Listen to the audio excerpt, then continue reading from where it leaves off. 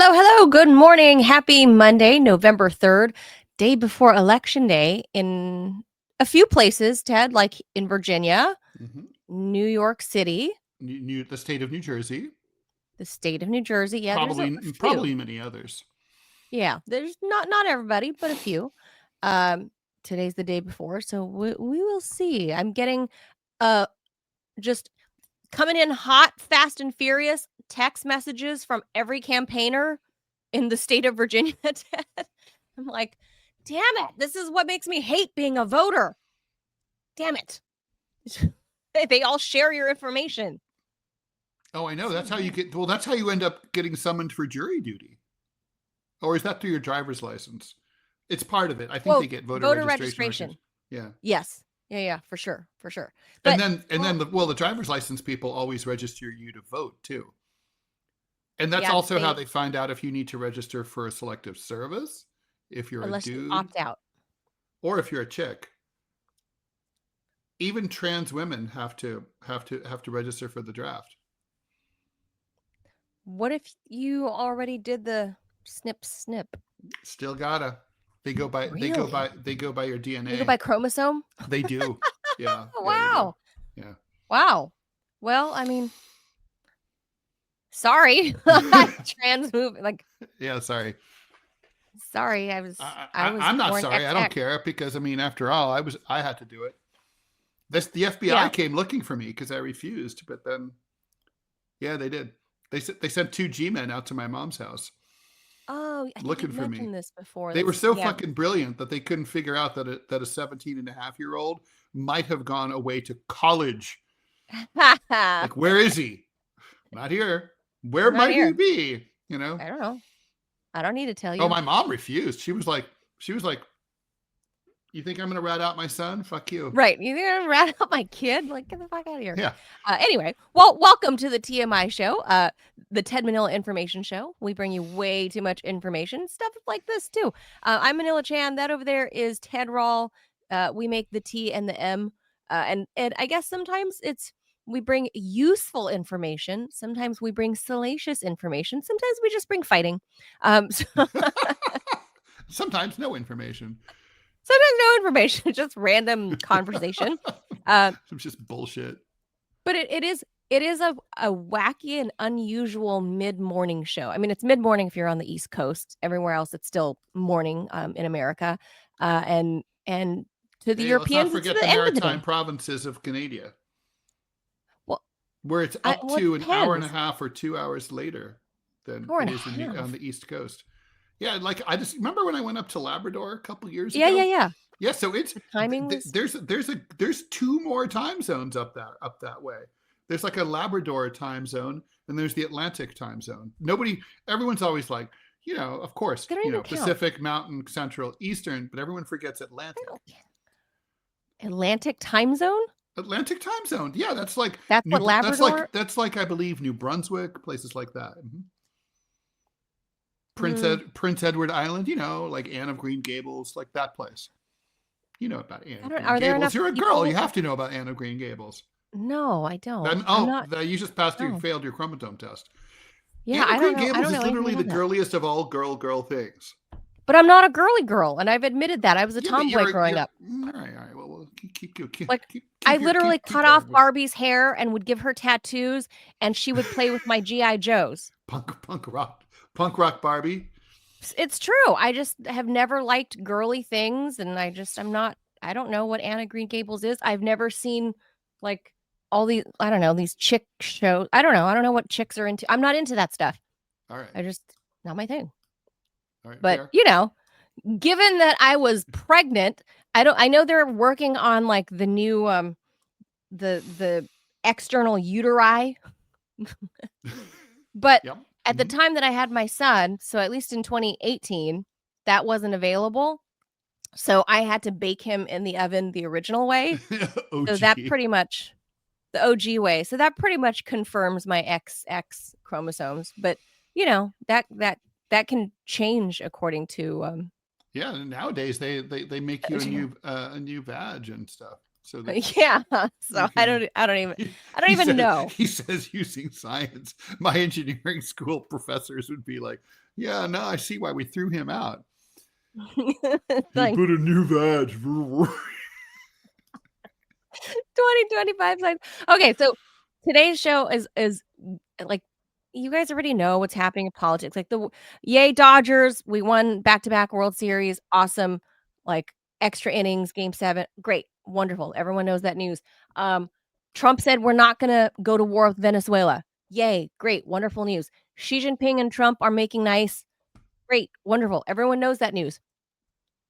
But you guys don't know about butt breathing?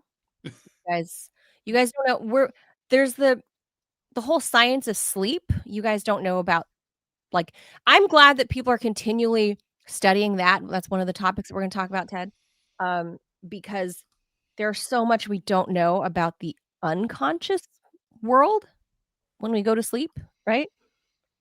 And how much it plays into our waking lives. Like we think we know, but so anyway, I'm glad we're going to talk about that because I'm I'm big on these like holistic health topics. Nuclear dogs. I'm a dog person. Whoop whoop to all the dog lovers out there.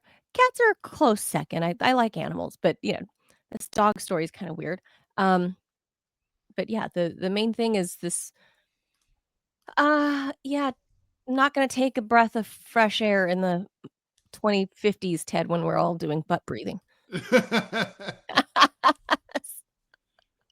All right, so that's why we're not doing politics today. You guys know what's going on. It's nothing groundbreaking. Their mass stabbing spree in Huntington towards London, headed toward, a train headed towards London. And since producer Robbie's not with us, we have to just go ahead and point this out. No, it was not Muslim terror. No, it was just a random psycho. Just a random psycho with a British sounding name, Anthony Williams. Doesn't sound very, Muslim terror to me, Ted. Yeah, so that's basically the news in a nutshell. Those are, some of the top headlines around the world. But keyword nutshell. Yeah, and nothing very interesting. So we're going to talk about medical news because those are interesting. Let's hop to it.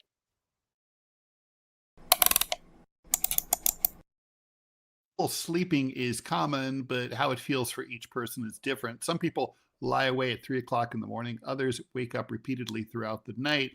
New research suggests that these aren't just variations of bad sleep generically. They are distinct profiles, and each one is very different in terms of its effects on your brain and your body.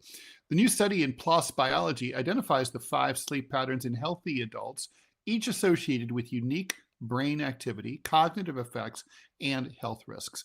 The findings challenge the conventional view of sleep as either good or bad. They looked at 770 healthy young people using brain scans and detailed questionnaires about their habits, health, and lifestyle over the previous 30 days. Most of the relationship between sleep and health in the study, 88%, was explained by a single dominant pattern linking poor sleep with worse mental health. All right, let's go through those profiles. And Manila, maybe you can tell me which of these fits you. The number 1, the ruminators.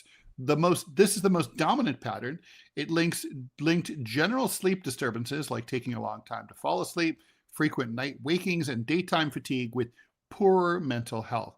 They showed higher rates of depression, anxiety, physical stress symptoms, and difficulty managing negative emotions like fear, anger, and frustration. That's definitely not me. I don't have any trouble falling asleep. I'm gone the second my head hits the pillow. Yeah. Number 2. Spoiler alert, none of these are me. The resilient distressed. Characteristics of this profile include having no sleep problems except difficulty focusing during the day. This group also tended to experience stress and high psychological distress, and they struggled with negative emotions. That's definitely not me. I don't have difficulty focusing during the day. Number 3, medicated sleepers. They use sleeping pills a la Marilyn Monroe, but maybe less so. Oh. A characteristic of sleeping or Michael pills, Jackson, propofol. Yeah. What could go wrong? A characteristic of sleeping pill users is that they tend to perform worse on tests on visual memory and emotional recognition tests, suggesting that medications may have subtle cognitive trade-offs. Also, but these people do tend to be more satisfied with their social relationships. Okay, well, I don't use sleep. I've never taken a sleeping pill in my life, so I don't know about that. Number 4, the sleep deprived. They get less than 6 to 7 hours a night. They're short sleepers. They showed slower That's thinking. Robbie. Right. Across, but he doesn't have slower thinking across multiple cognitive domains. The guy's a fucking like maniac. He's so smart. Yeah. Including rating and responding to emotions, resisting impulsive choices, processing language, solving new problems, and interpreting social cues. None of these is true about Robbie. So so anyway, and that's not me either. Number 5, the fragmented sleepers, marked by repeated awakenings from pain, temperature changes, breathing issues, or bathroom trips. These guys showed higher rates of substance abuse, irritability, and poor mental health overall. Yeah, these are none of I'm not on any of these. Okay, so each of these profiles, I guess they should say each of these negative sleep profiles, because none of these is people who just sleep well, came with their own brain signature. Number 1 and 2, in other words, this is the ruminators and the resilient distressed, catchy, showed heightened activity in the brain networks that keep you awake and alert. It's a sign of hyperarousal linked to stress, but they diverged in crucial ways. In number 1, the balance between the brain's internal network, active during self-focused thought, daydreaming, and rumination, and its external attention network breaks down. The brain's internal chatter doesn't quiet down when it's supposed to, trapping people in repetitive thought loops. Number 2, on the other hand, showed the same heightened arousal in its alertness networks, but without the excessive rumination, which might help preserve sleep. Number 3 showed disruptions in visual memory and emotional processing networks. The researchers suggested that this reflects the sedating effects of sleep medications, which can subtly interfere with how your brain integrates perception and emotional cues. Number 4 looked like a brain running on sleep debt, with signs that it was working overtime to stay functional. 5 showed weaker communication between brain regions responsible for attention, movement, and body awareness, likely due to your sleep being constantly interrupted. Why should you care? Disrupted sleep doesn't just leave you tired. It can throw off your brain systems that regulate emotions and stress response. I mean, it can fuck you up, your health overall, if you don't sleep well. Oh, yeah. I mean, you can get sick. There's a million things that can go wrong. I mean, you have to sleep well. You just have to. Yeah. Most sleep interventions, whether based on meds or behavioral, still treat poor sleep as sort of a generic problem rather than going for after the specifics. In general, maintaining good sleeping, such as keeping consistent bed and wake times, and limiting caffeine and sugar for at least 2 hours before bed, can help improve sleep quality and hydration. Manila, I am very frustrated that nobody ever talks about seriously, like the most important thing that you can do to get a good night's sleep, which is the temperature of the room needs to be cool. What you want is a cold fucking room, like a refrigerator with heavy blankets. And you're like the bear who climbs underneath those blankets and you're just like, I live in here. You cannot come in. Rawr. And that's it. For you though, cold. What's the temperature setting that you consider cold for sleep? Because it's going to be different for me because I'm, well, about 50 is about right. Oh my God. I could go colder, but yeah. I mean, but that's you grew up in Ohio and then you've lived on the East Coast with the bulk of your that's where my mom life. set the thermostat when I was a kid. Holy moly. Well, okay, so the problem was that the blankets weren't heavy enough, so I was freezing my ass off. I wish now I want to go back in time and be like, Mom, I want heavy blankets. What's wrong with you? Give me heavy blankets. Lady. Don't be a bitch. Slap. Exactly. So precisely. No, because of my genetic makeup, right, being Southeast Asian-ish, amongst other things, I certainly did not get the northerly Mongolian blood because I'm a Californian. I'm a Californian. More than anything else, I'm a Californian, and that's what I grew up around. I'm used to hot weather and warm weather, so anything below 70 is cold to me. Like right now, I don't know how cold. Even at night? Oh yeah. So the thermostat in my house is like set to 70 at bedtime, and that's cold to me. That is So, crazy. yeah, that's cold. To me, that's very cold. All Like, right, well, I how do will you wear socks sleep? and everything. Oh, I sleep great, though. Okay. I've always had, but that's because I generally, outside of some partying in my early 20s, like, once that caught up with me and I, got into, like, practicing more holistic health and good sleep hygiene, everything, right? Mhm. By my mid-20s, I kinda changed my whole life around, and lo and behold, I was sleeping better. Everything just got better once I accepted that I can't It's abuse getting my better body. all the It time. just got better, and I learned about all that, right? Like keeping the room cool at night, and I've always been a I like having well, that's why those have you ever heard of oh, you're a cat guy. Um, have you ever heard of, like, the thunder blanket? Thunder, thunder blanket sounds a little gay, doesn't it? But it's for dogs. It's for dogs. What is it?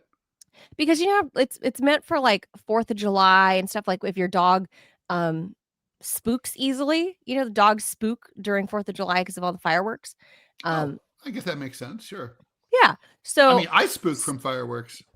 Seriously, oh, well, I so hate they them. started out Ever since I came really? back from, I got PTSD from in Afghanistan, and Oh, into and yeah, yeah, that makes sense. I can't hear that. I The can't hear that all shit. the shooting and popping off. I Well, don't I so don't know how Thunder vets handle it, Blanket really, honestly.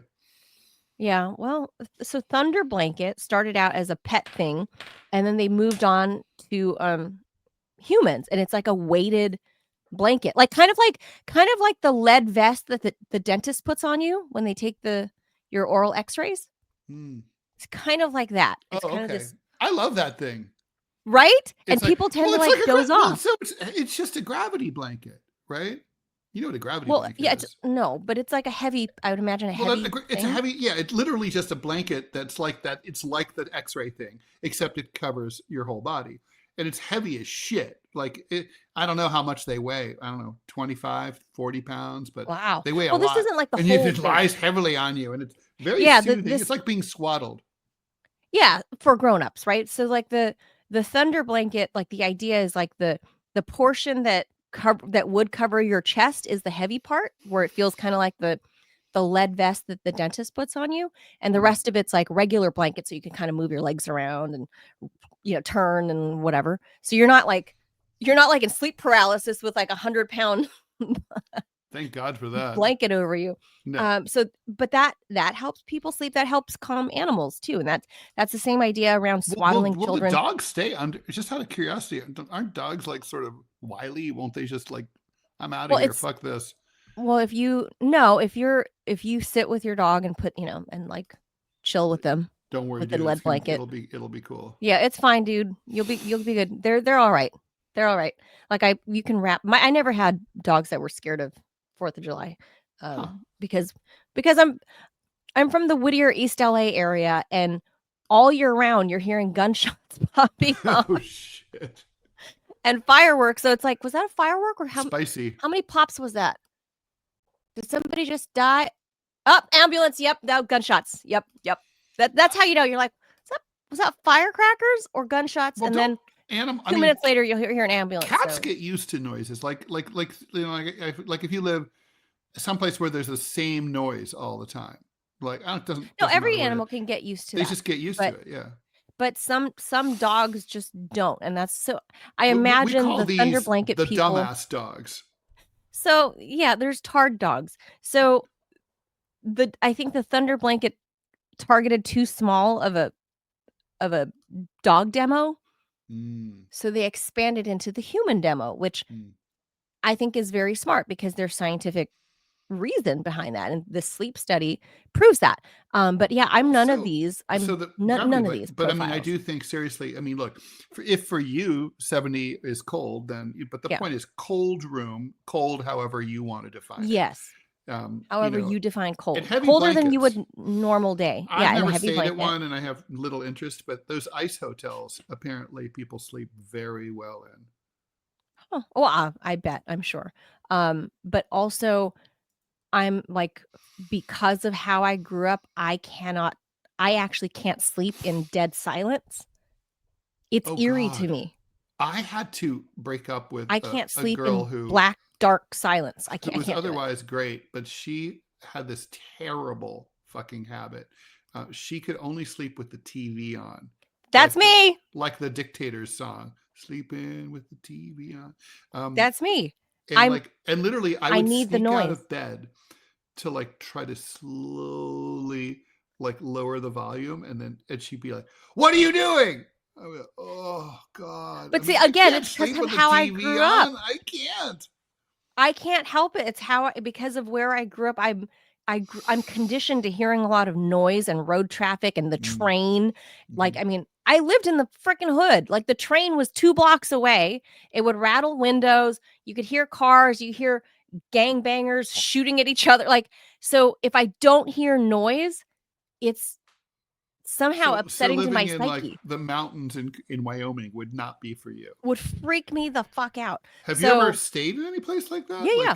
Yeah. How do you sleep? I didn't. Those are the times that I didn't. And if I've ever gone like camping or whatever, and I don't have access, this is before, smartphones. Because then you have a TV, you basically have a TV with you all the time, right? With this, now, but back in the day when these were not in existence, going to like a log cabin or whatever, I would lay awake. I couldn't. It was too quiet. It would scare me. It was eerie.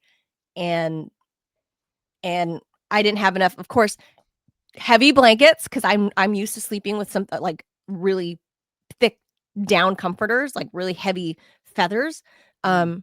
And feathers can get heavy. People don't realize that. Like, if there's anything nice, I'm very anti-down because of the allergens.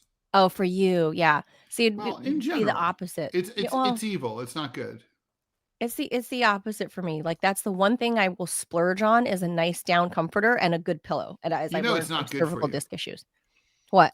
I mean, down. I don't know how it's bad for me. It's bad for you because of the feathers. You're gonna, it's like it's basically you have an allergen. You're sucking an allergen right into your body all night. But I'm not allergic to it. Yeah, you are. It's like you just everybody's. I mean, it's not. It's basically like you don't have an allergic reaction, but it doesn't mean you're not allergic to it. I used to have like down pillows, but after I had like cervical disc issues, like 3 years ago, I switched to one of these weird. That's another thing that I wish a more comprehensive sleep study would explain, is like your pillow, especially for those over 40, because Ted, if you're over 40, I mean, some of the threat is literally happening in your sleep because you wake up wrong and you're like, and you're fucked for like 10 days. That's true. So like pillow for me lately, the pillow thing, I've gone through multiple pillows since I had that cervical disc problem that it was terrifying. I thought I had like instant paralysis for like, I don't know. It ended up, it was like C3 or 4 or 5. I forget. Some of the upper disc levels were pinching nerves. And I got up to go walk to get my morning started, and I instantly collapsed.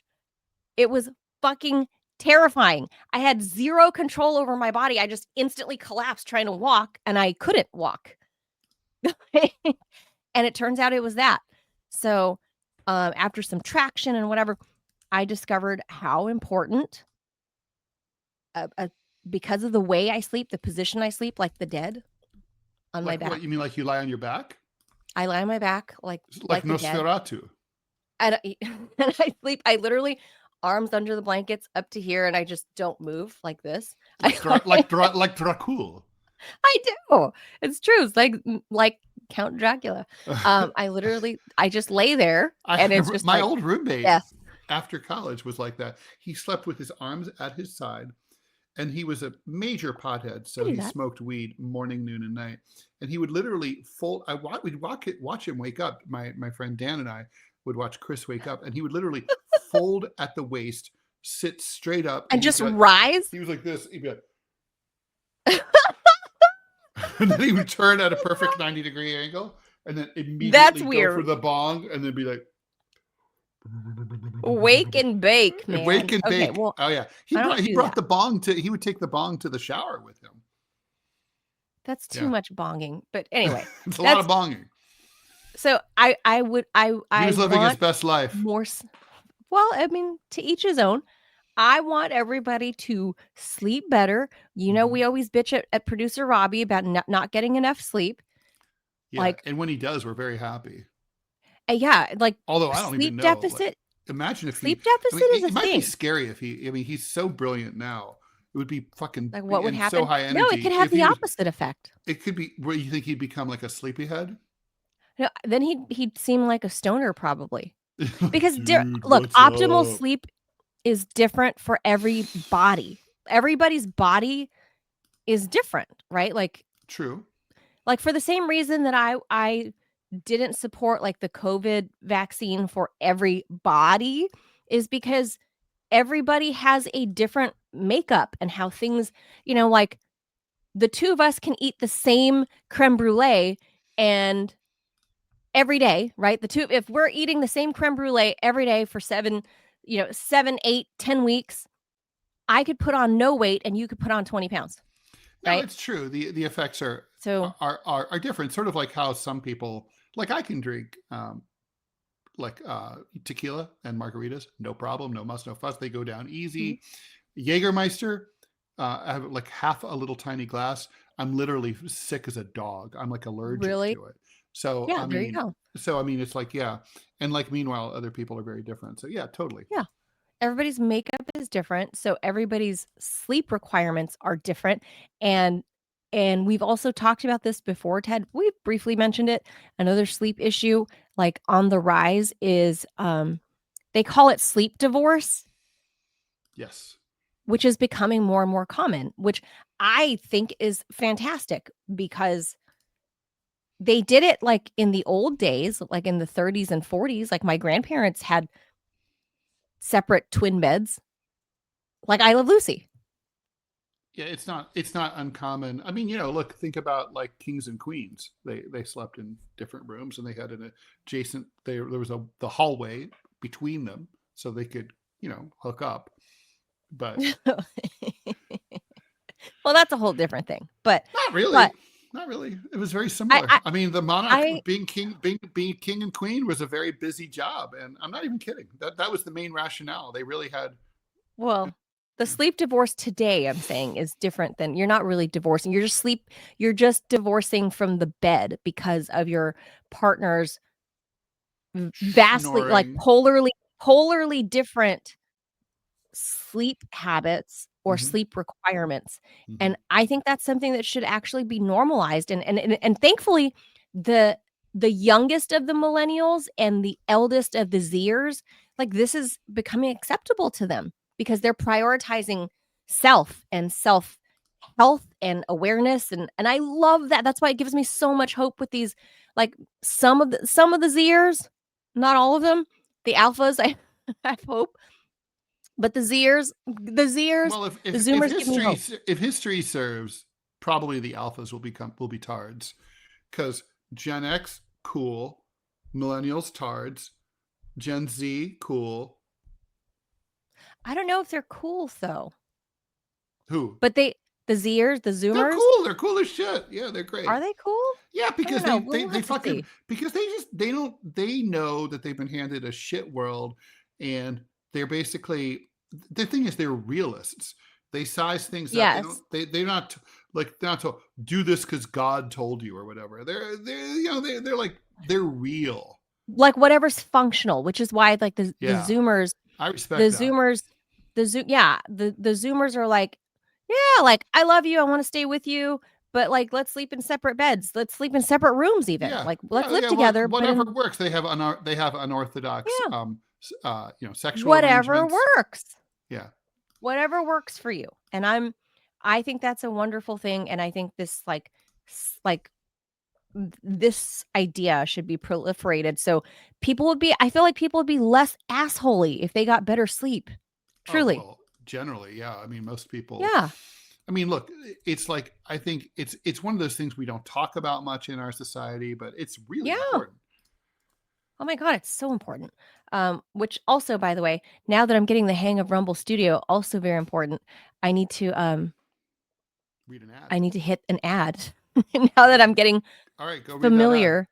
Okay, I'm picking one. Whoa, what's this? Oh, here's a good one. Okay, I'm gonna do this one. Okay, wish me luck. I'm gonna hit the I think you can handle this, Manila.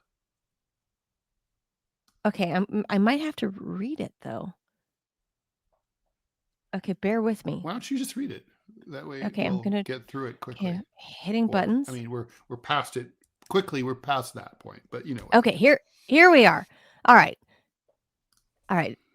This word from our sponsor. Looking for smarter ways to browse and enjoy your favorite content without ads?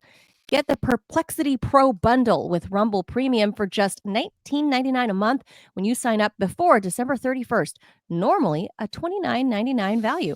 With Rumble Premium, you'll get an ad-free viewing experience across all your devices and access to exclusive premium content. No interruptions, just the videos and streams you love, anytime, anywhere. Plus, Perplexity Pro boosts your productivity with unlimited research, unlimited uploads, exclusive member perks, and access to the latest, most advanced AI models for faster, smarter answers every day. Save 30% on this powerful bundle. Head to rumble.com/premium before December 31st to sign up and unlock your premium experience. Love it. I think Kick-ass. Worked. Awesome. Nicely done. I think that worked. And so Perplexity was one of those. Did you turn off the button to say you had completed it? Yes. Cool. I think I did it correctly. That was my first time.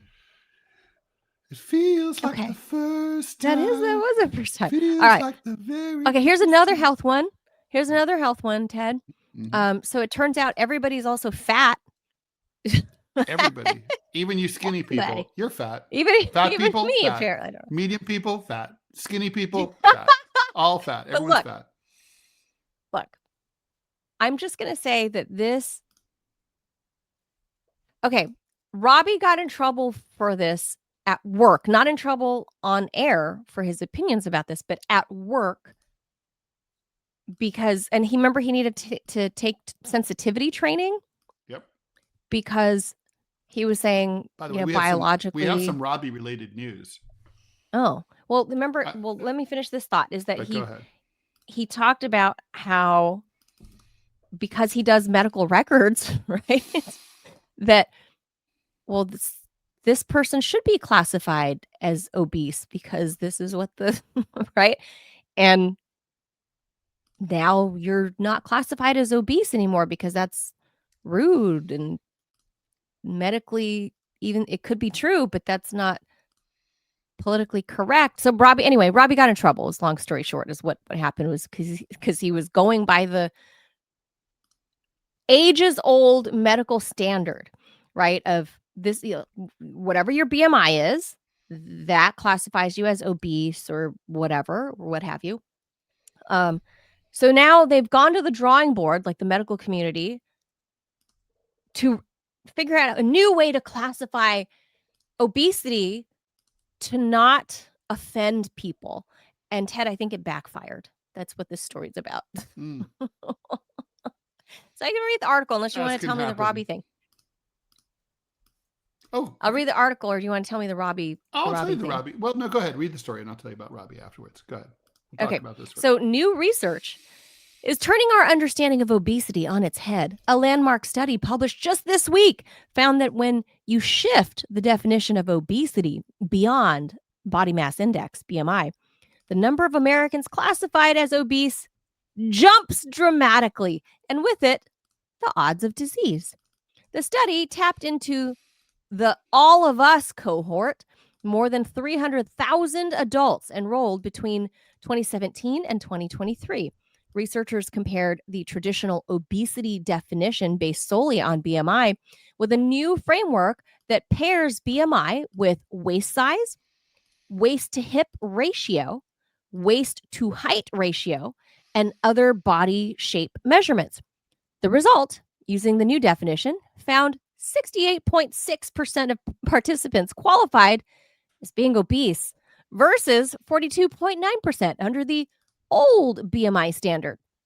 The increase came mostly from people who had anthropometric only obesity, meaning normal BMI, but elevated body shape metrics.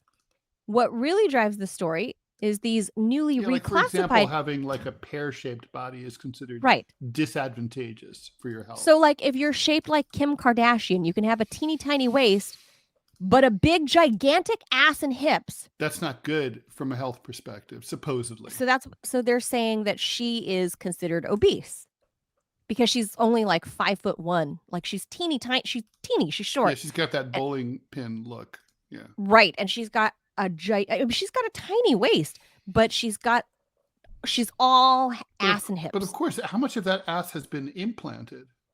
I don't know. She was always. I mean, some of it, right? I don't know.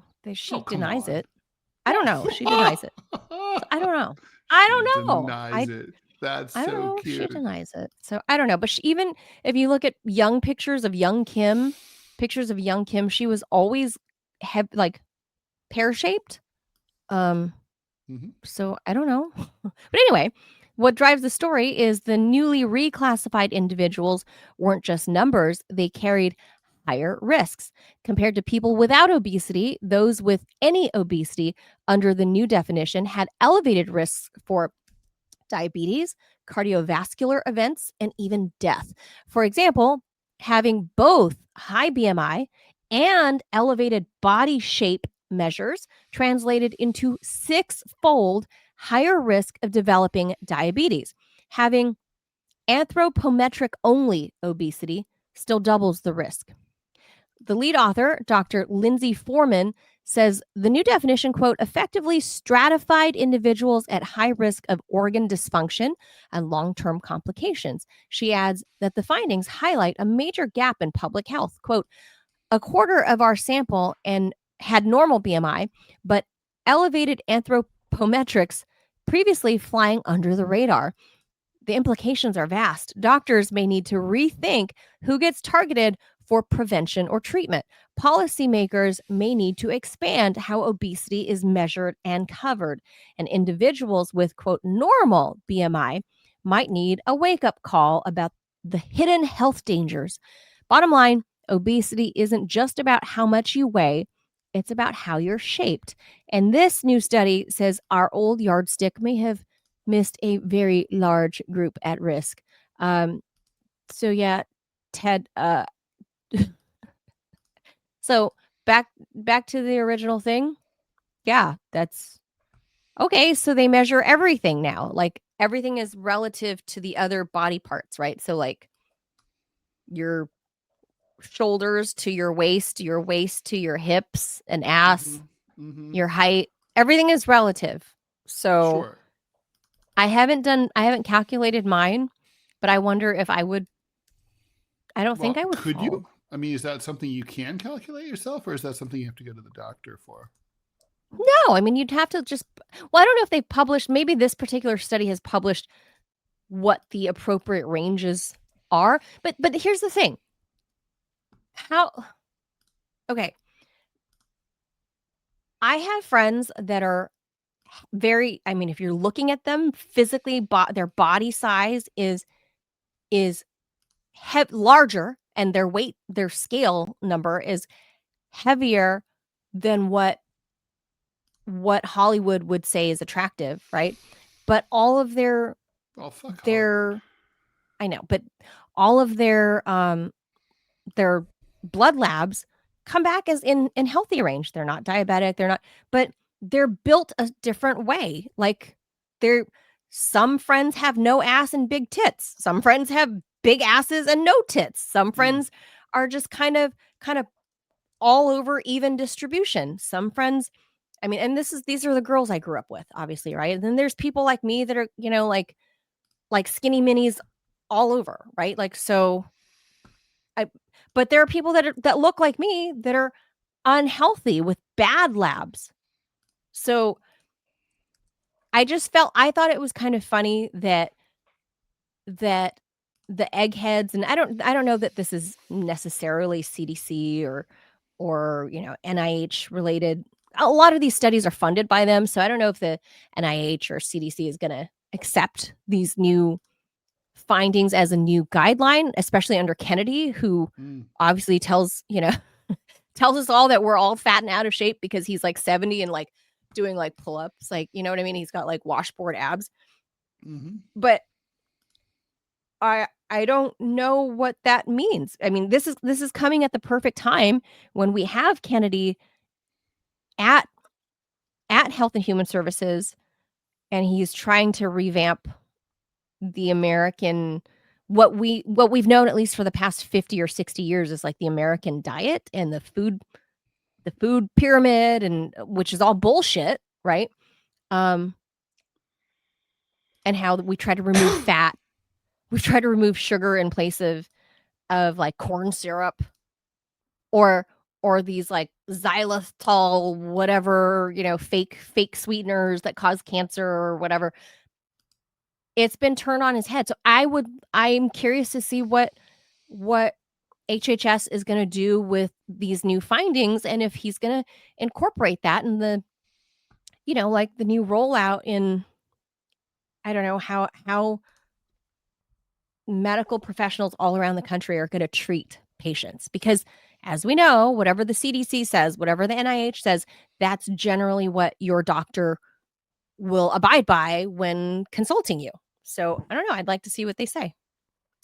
Yeah, no, I mean, look, I think what's true is if you travel around the world, you see that, most people around the world, at least until fairly recently, were we would say we're painfully skinny compared to Americans. Like they would walk, if you plucked a random, Laotian or Venezuelan or Indonesian off the street and drop them in the middle of the United States, everyone would be like, "Oh my God! Like get some meat on your bones. You look unhealthy." But the truth is that the entire country, even those of us, we're big fucking people, man. We're big, and we get big. I mean, I used to work for a Japanese bank in the '80s, and we had some second generation Japanese Americans who had like, their parents were, of course, small and what you'd expect, like, of course, Asian, and then like their son would be like working for us, 6'2", big meaty dude. Obviously, it's the diet, right? I mean, people don't just evolve to grow a foot taller than their parents, right? So, well, but we have so many hormones in our food supply, right? Like from the animals, and then our processed foods have all these like lab-made chemicals. So you might be bigger than your grandparents who immigrated to the US, but you will probably be less healthy than your grandparents who immigrated to the US from said Asian country or whatever, or name any European country. I know like Greek immigrants here. There's a big Greek community in the Northern Virginia DMV metro. A lot of Greeks here. And they constantly talk to me about food, because the Greek culture is big on food. They're big on they love their food, and they love their olive oil, the whole that's the whole point of the Mediterranean diet, right? Is it's heart healthy, it's longevity, it's all of this stuff. And every chance they get to talk to me about food, when I go, my mechanic is a Greek guy. He's a Greek immigrant, and he's always talking about how he hates American food. Like he can't get good, healthy food. And he's managed to keep his weight down. I mean, I think he's been here like 15, 20 years, something like that. But I mean, he talks about how it's so different, and he feels so different every time he goes home to visit family. And he's like, I could feel the difference just a week, back in my hometown, and I feel healthier. I feel like I'm eating and breathing healthier food, air, water, everything is better. I'm sure he's right about that. Yeah. Oh, I'm sure. I mean, he hasn't he hasn't been here all that long. And he always complains about how the American, he's like, I can't believe like Americans consider this food, and how everyone is, and to Nerd's point, I put up his quote earlier. He was talking about Hollywood don't know thick is in. And that's kind of true, because like I said, whether you're Kim Kardashian, who is Caucasian, obviously she's a Armenian and white, because Kris Jenner's maiden name is Houghton. Houghton is a very UK name, so I mean so Kris Jenner is very white, and her dad is the late Robert Kardashian, which is Armenian, which is Caucasian. So Kim Kardashian, whatever people think her race is, she's white. And she's even, I don't know about her butt surgery, can't speak to that, but she's built kind of thick, and she's naturally big on top. And I think to some degree, I don't know how much of it's real, but she's big on the bottom too.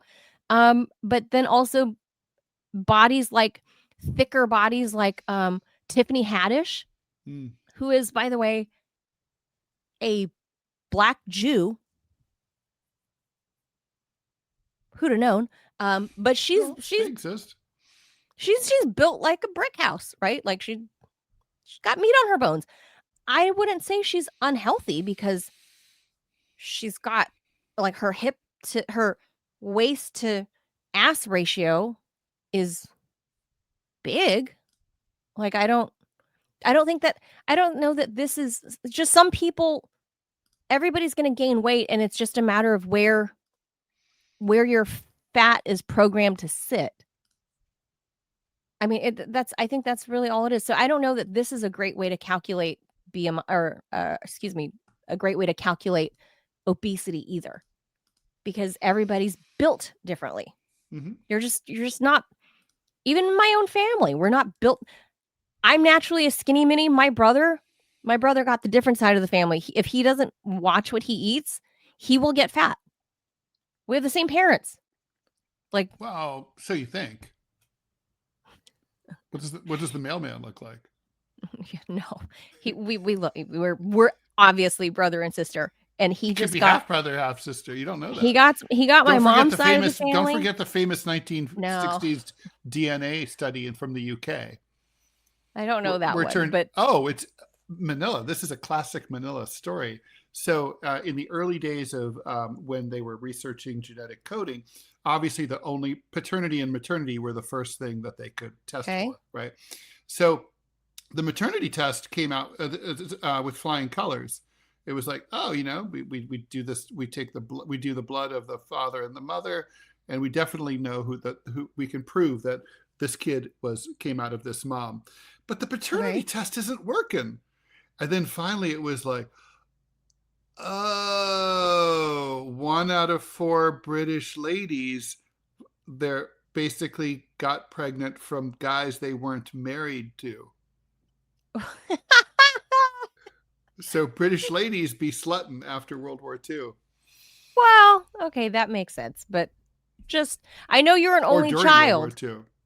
You're an only child, Ted. So this might be true. This befuddles you, but it's possible to have, like, my mom is one of 7, and there's a mishmash of different body types in there, different skin tones in there, different boob sizes in there. Not like boob some sizes. some of my aunts were stacked, some of them not so much, and people, and this is like people saying like, oh, Asians don't have boobs. I beg to differ, because I have a family. My mom is one of 7, 2 of them are boys. Out of the 5 women, it was like a mixed bag. Half were stacked up top, and the others not so much. There are Asian ladies who have massive jugs, for sure. Yeah.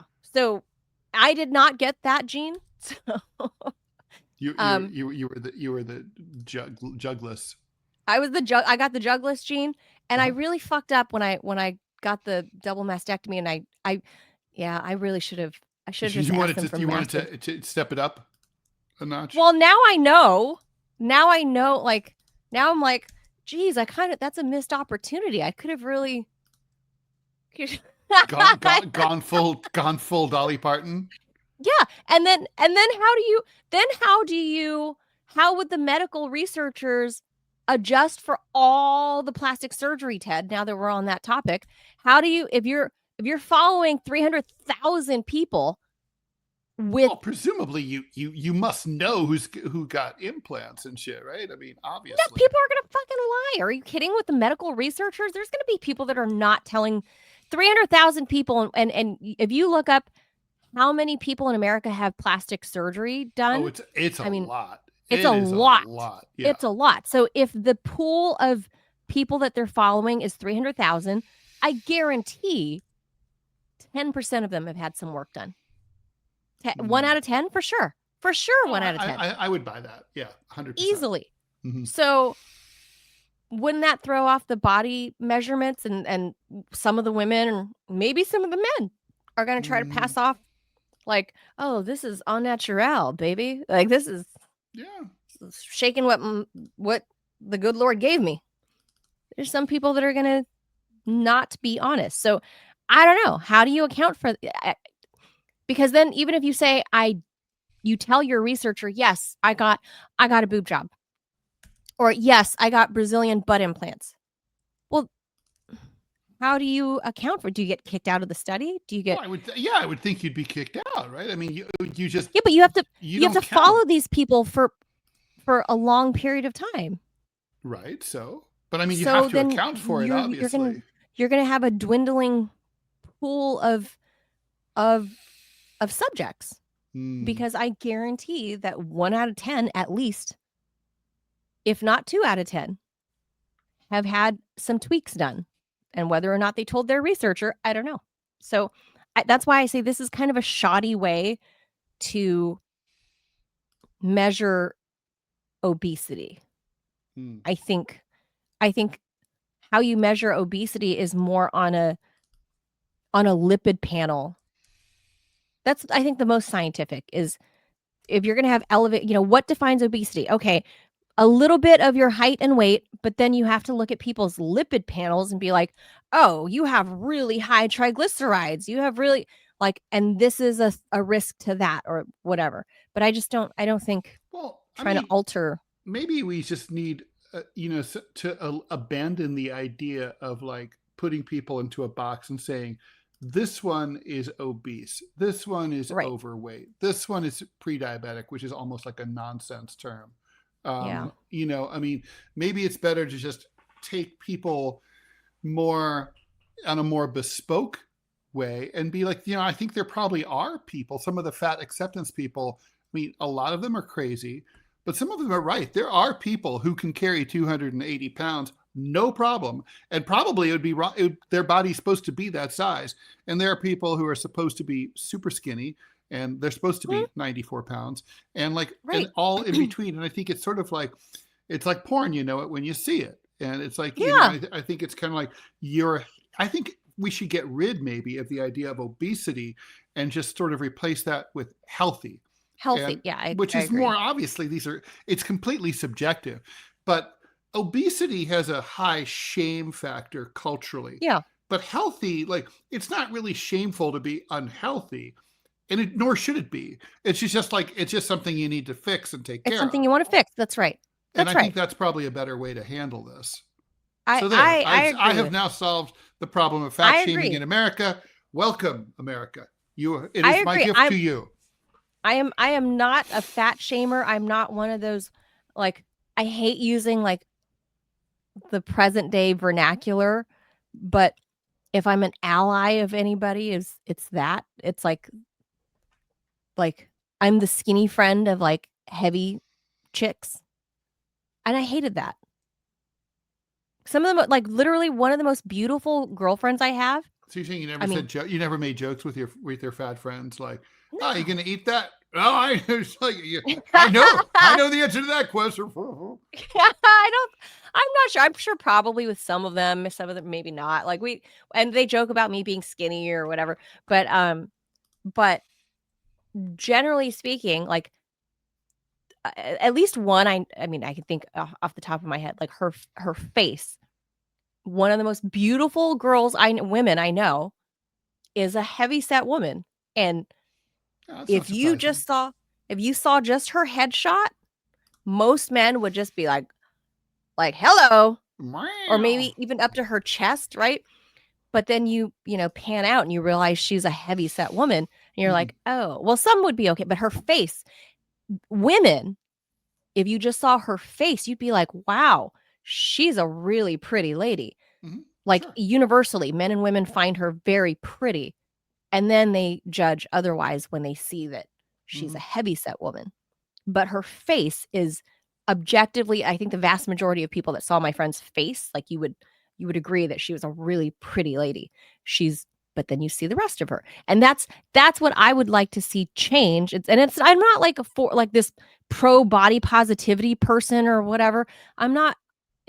I just think there's no objective way to measure this, and I think this way of doing it is only going to cause more confusion. Well, speaking of confusion, let's move over to Chernobyl. Yeah, that's confusing too. Okay. I don't know about. All right. A nonprofit taking care of dogs in Ukraine's Chernobyl exclusion zone, for people who don't know where that is. Basically, that's where the plant melted down in 1986, and the entire population surrounding the plant was evacuated, and there's famous photos of all the abandoned houses and apartment buildings where people basically were just told you have to leave, and they literally left their half-eaten meals on the table and fucking hightailed it out of there before they got fried. Anyway, that nonprofit is trying to solve the mystery of why some dogs are turning completely blue.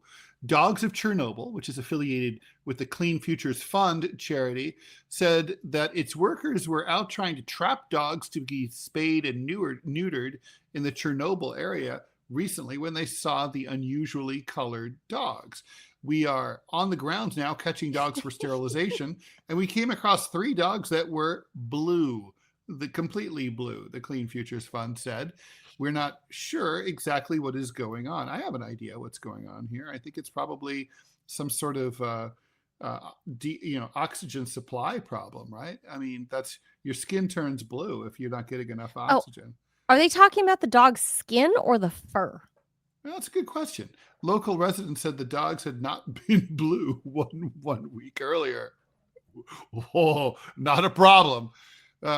The approximately 700 dogs living in the Chernobyl exclusion zone are descendants of the pets who were abandoned when the area was evacuated in 1986 during the nuke plant meltdown. The fund said that the blue color is unlikely to be a result of radioactivity. Most likely, they're getting into some sort of chemical, such as the blue liquid from a leaking portable toilet, the charity said. Leaking portable toilet blue. Officials said the dogs appear healthy and active despite being, blue. Workers are continuing to attempt to capture the blue dogs in the hope of finding an answer to the mystery. Yeah, I don't know if they're Get them a thunder blanket, Ted. I mean, the dogs have they seen themselves in the mirror?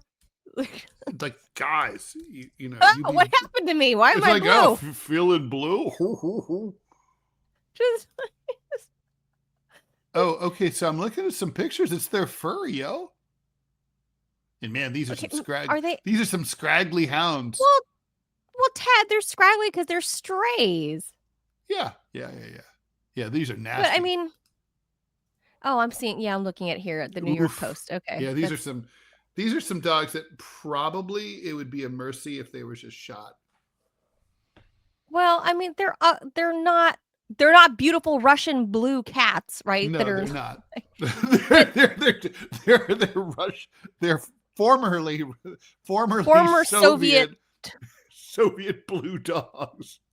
Well, okay, so I'm looking at they're not blue. They're like, yeah, well, they're blue in the same way that Russian blues are blue. They're gray with they look like of blue. It's like when women, like gothy women, dye their hair blue-black. Kind of like that. Yeah, it's like that. Kind of like that. Well, they're a little gothy. They look like a gothy dog. Yeah. Yeah, but their fur. Okay, so I don't know. But okay. It's very strange. OMG. So, oh my God. Okay. One of them this one's crazy. I'm going to pop it into the feed. I'm going to put it in our group chat.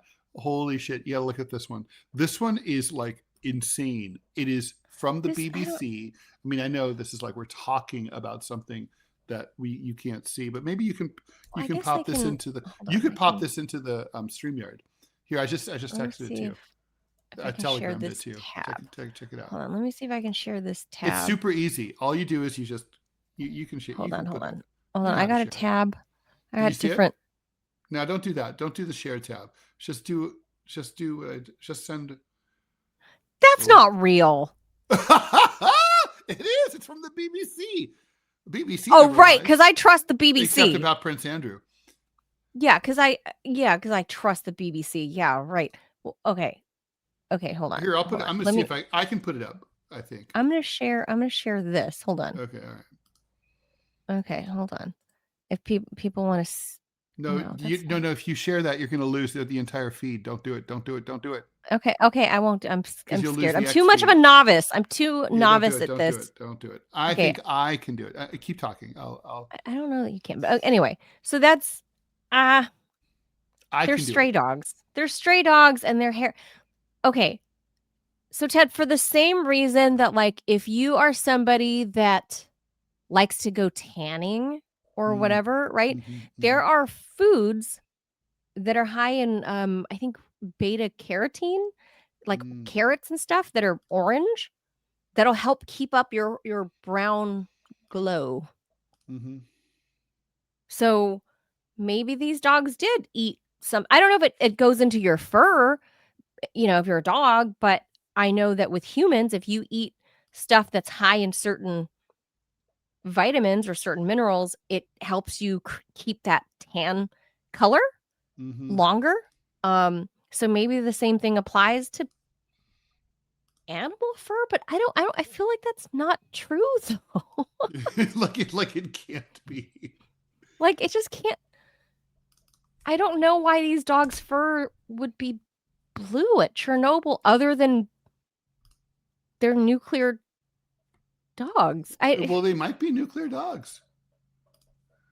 I mean, have they done a DNA test on these? I feel like singing Almost Blue by Elvis Costello. Almost Blue. See, I'm hearing I'm blue, da-da-dee-da, blue. That's what I see. I see this and I'm thinking that's the song in my head. And I'm like, these are kind of terrifying looking dogs. They do kind of look like demon wolf dogs. I know, but they're just scary looking. Look down in your StreamYard and put it up. I put it, you can share it. There he is. See, that's not real.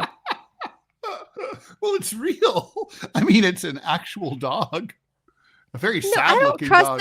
The BBC is full of shit. So you know how people talk about getting a rescue dog? That dog needs to be rescued.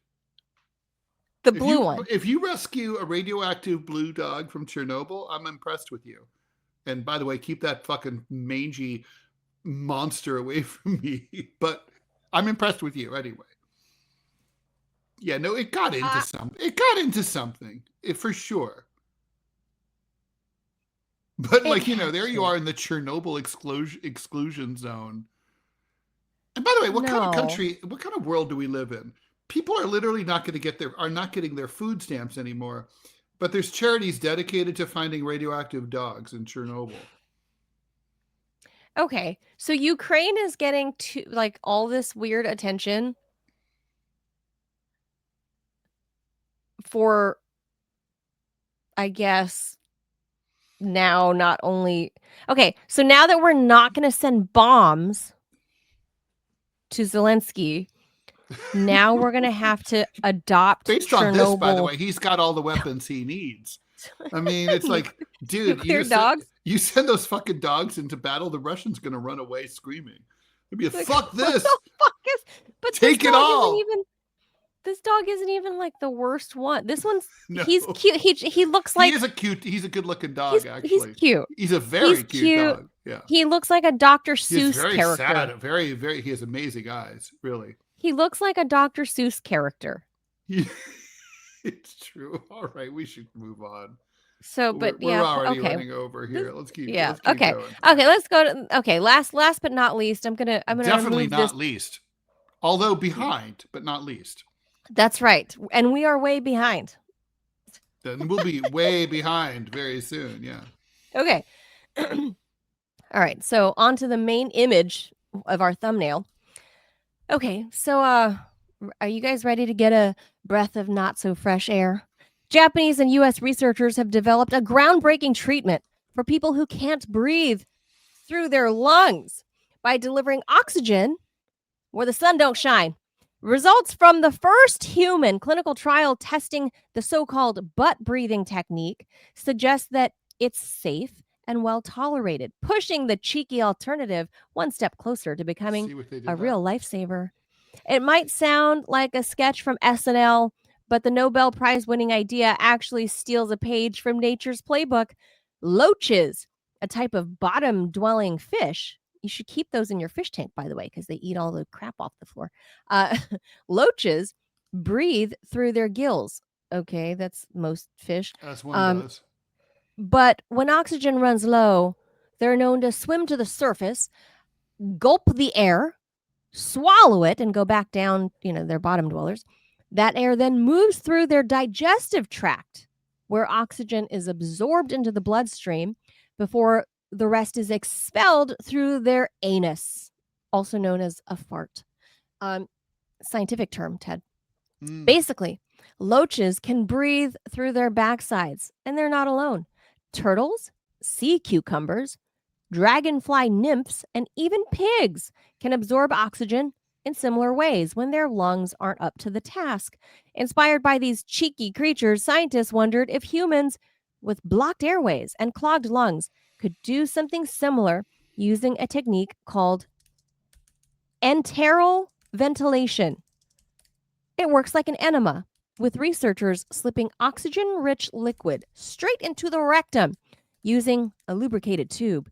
Once inside, the oxygen would theoretically pass through the intestinal walls and into the bloodstream, bypassing the lungs altogether.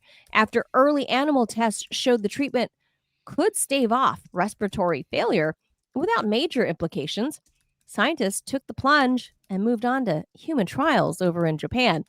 They recruited 27 healthy and very brave men who agreed to have varying amounts of perfluoridicalin liquid inserted into their rectums to hold for 60 minutes.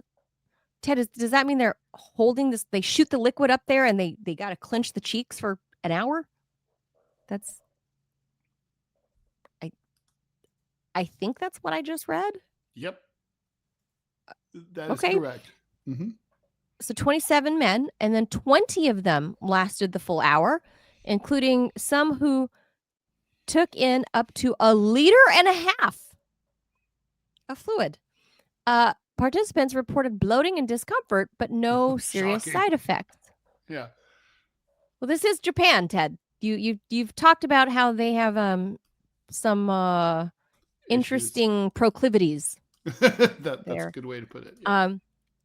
Notably, the liquid wasn't oxygenated, so this was just for fun. This was just a safety test to gauge whether humans could tolerate the procedure. Okay. Looking ahead, we've all talked out of our ass, including on this show. Now we'll be breathing through our ass. And after all, at Guantanamo, they made people eat through their ass, right? Rectal feeding. Oh, God. Obviously, the ass is an underutilized resource. It could be used to drive cars. People have accused me of drawing my cartoons by sticking a Sharpie at my ass and wiggling my butt over the table. That's a talented asshole you've got there. That talented asshole. That talented asshole, Ted Rall. So looking ahead, Dr. Takebe and his colleagues are planning to test enteral ventilation with oxygenated liquid. That's next, aiming to figure out how much is needed and how long it must be held to boost patients' blood oxygen levels. Quote, during the COVID pandemic, many patients died in part because there was a global shortage of ventilators, Takebe said last year. Enteric breathing could serve as an important alternative to oxygen delivery route. So Ted, okay, there was a thing in the mid 2000s. It became a trend for college girls to do vodka soaked tampons and stick it up the hoo-ha. That was a new way to get drunk. And it turns out you can get very, very drunk, worse drunk that way than having one too many martinis. Like worse drunk because your stomach, obviously, when you drink a cocktail, your body, your liver, there's all these things that process, right? That help process and break down the alcohol. Girls were like sorority girls were ending up in the hospital because they were taking vodka soaked tampons and shoving it up the vagine and getting completely plastered because obviously your body's absorbing the pure alcohol, and many of them were getting alcohol poisoning. And then that moved on. It didn't stop there, Ted. Then people were starting to shove those tampons on the backside for the same effect, right? Nice. And of course, that took being shit-faced to a new level. So obviously we know if you shove things where the sun don't shine, your body's going to absorb it.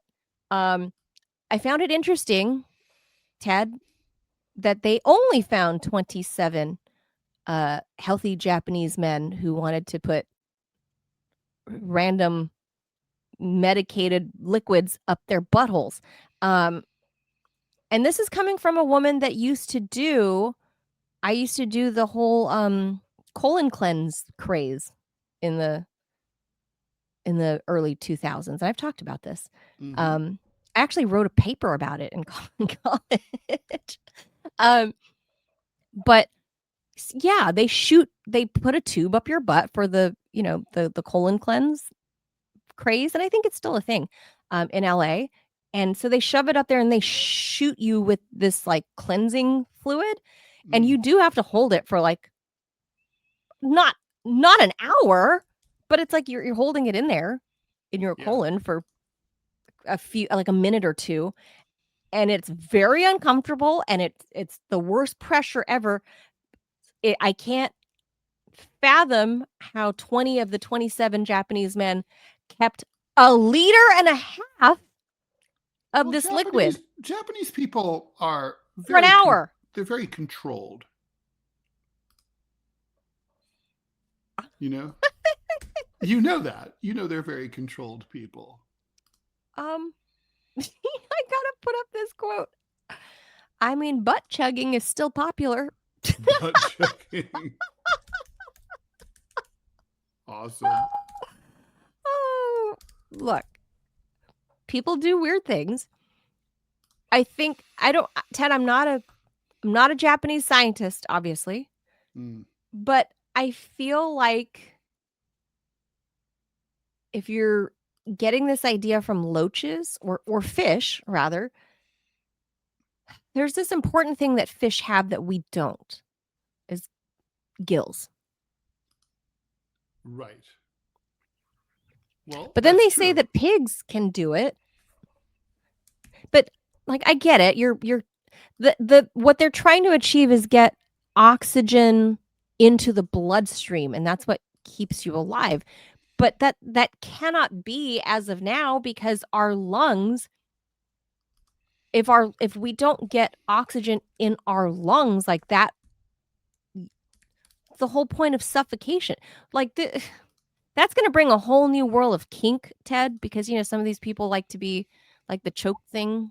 Didn't David Carradine, right? Like, didn't he? Yeah, that's with his what was that called? Autoerotic asphyxiation. Yeah. So what are you going to do if in the future, 100 years from now, where we can Japanese butt breathe?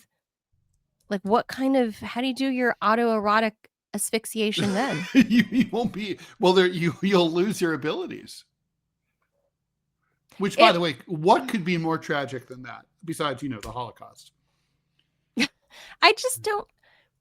Why? I really want to ask this Japanese scientist, Dr. Takebe? Why? Well, because he's saying that like there are times when you can't, your lungs are unreliable. I mean, look, I'm an asthmatic, so I get that. I mean, there are times when I'm like, I can't breathe out of my lungs. So I wish I could go to plan B, my ass. And not to mention it could be really useful. Like, let's say my vacuum cleaner is on the fritz and I just I just hover over like, my spill. It's just, and then it's all gone. I mean, there's so many uses. I don't know. I just And by the way, I can't think of who's anything funding this and why. I can think of nothing more dignified. By the way, can you imagine like at the scientific research convention that they have, like, oh, so what are you working on, Takahashi? Oh, I am working on Blue Dog of Chernobyl. Oh, me too. What are you working on, Suzuki-san? Oh, I am working on the problem of ass breathing. And it's like, oh, and everyone's kind of like, I just remember, go back to open bar. I see you later. Don't talk to me again.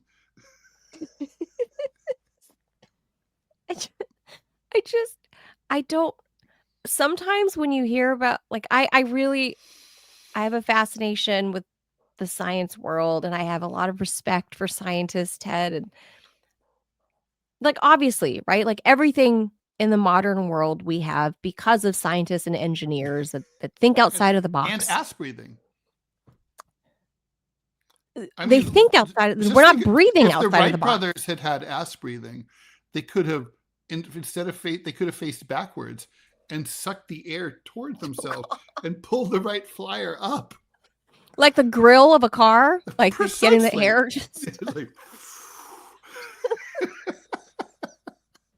Also, it's fall. Know. Think about it. This is like to save a lot of effort on like raking the leaves. You just go outside, bare ass, run around, and then like, look. Next thing you know, the lawn is nice and green. But then it says like if the idea came from loaches and the loaches, take it in through their loach butts, but then they end up farting out the loach butts too. So, have you ever heard of the word loach before today? I had not. Yes, I talked about it when I was reading the story. Okay. Because I have a fish tank, and loaches, you should always have a loach in your freshwater tank, because one or two, because you don't want one loach to be lonely. So get two loaches and you put them at the bottom of the tank, and they kind of eat the algae and eat the fish excrement. I know those guys. I didn't know what that's a loach. Called. Okay. Yeah, those are loaches. They stay at the bottom, and they kind of with the whiskers. And they kind of suction to the They're like glass. They're mini catfish. They look like that. Yeah, catfish are also bottom dwellers. Yeah. And so they always have those guys always have whiskers. They look like John Bolton. Those are their like sensors, so they can kind of feel their way around in the muddy yuck at the bottom. Mm-hmm. That's so they know if danger is coming, because you can't really see. But anyway, enough about loaches there. But the thing is, if they're breathing it in through their butts, and then also, would the fart not be a fart? Would it be a burp? So would a fart, if we did this in the future, would a fart no longer be a fart? Would it be a burp? That's a good question. And because you're imbibing oxygen through your butt. It's really not a fart. It's really an ass burp. Well, so how would you know how would you know which is which? Well, it would be a distinction without a difference, Manila.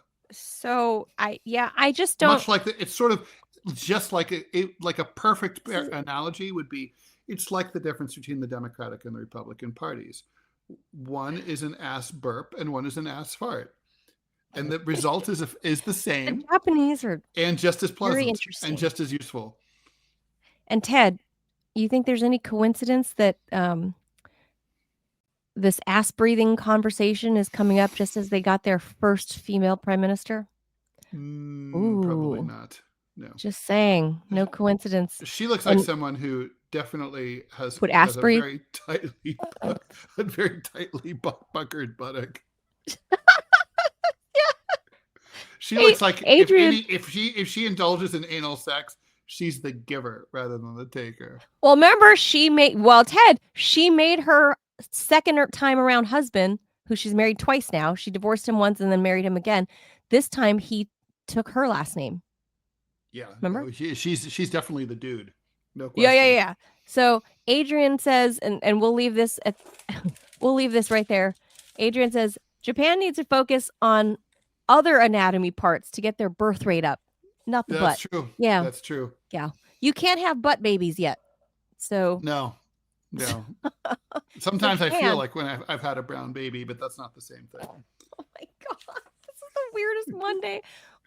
It's all weird health. And the week is young, Manila. There's no telling what depths we will explore along with the loaches later in the week. This is just weird. Look, bottom line is the news sucked this weekend. And I didn't even make any LR jokes about loach in Japan. I don't even know. I've never been to Japan. I don't know much about Japan. So you would know all the Japanese jokes, Ted. I do. You worked for them. So I don't know. I did work for them, and I enjoyed. It was the best boss I ever had in my entire life. Oh, really? Oh yeah. Oh, totally. I wasn't sure if you had a good experience or like a bad. Like I know you have thoughts about the country when you're in country, but I didn't know that you liked the boss. My boss was great. Yeah, I miss him terribly. We were like, is he still alive? I think so. Yeah. Mm-hmm. You should reach out to him. You're right. Because he would be very old now, I imagine. Yeah, that's not. Yeah, is that true? Yeah, I guess. Yeah, but then the Japanese do live to be like 100, and they're like. Yeah, he'll be in the most centenarians. He'd be in his late 70s at this point. Yeah. Mm-hmm. Oh, he wasn't that much older than you. No, he wasn't. Oh. I was. Yeah. Oh, I got you. Well, you should still reach out because, Well, actually, that's not true. He was 17 years older than me, so he'd be 80. Yeah. Yeah. Oh, well, anything after 75 is like tick tock, tick tock. He was a fucking animal. He was a beast. He's like Trump, like endless energy. Oh. Trump, who also only gets like 4 hours of sleep, which could either explain a lot of things one way or the other, depending on where you fall on the Trump. He's got manic energy working for him. He's known to be a 4 hour a night guy. That doesn't come as a shock. So, Melania, I don't know. Sleep divorce, maybe. All divorces. I would opt for that. Yes, if I am Melania, I would say, Donald, I would like my own separate bedroom. Especially since Donald always asks me for butt play. For butt breathing. No. He's like, I just returned from Melania. This is what he picked up when he returned from Japan. I need to see you breathing in through your butt. Dad, he just got back from Asia the other day. This is what he picked up when he returned from Japan. Yeah, that could be. He's learned in Japan. They have new technology. They have the best technology. We gotta learn to do the butt breathing. Gross. All right. Do not. With that, happy Monday. Like this is a foretelling of what's to come in the rest of the week. Indeed. Thanks everybody. Bye. We'll see you tomorrow 10 a.m. Eastern. Adios amigos. Bye.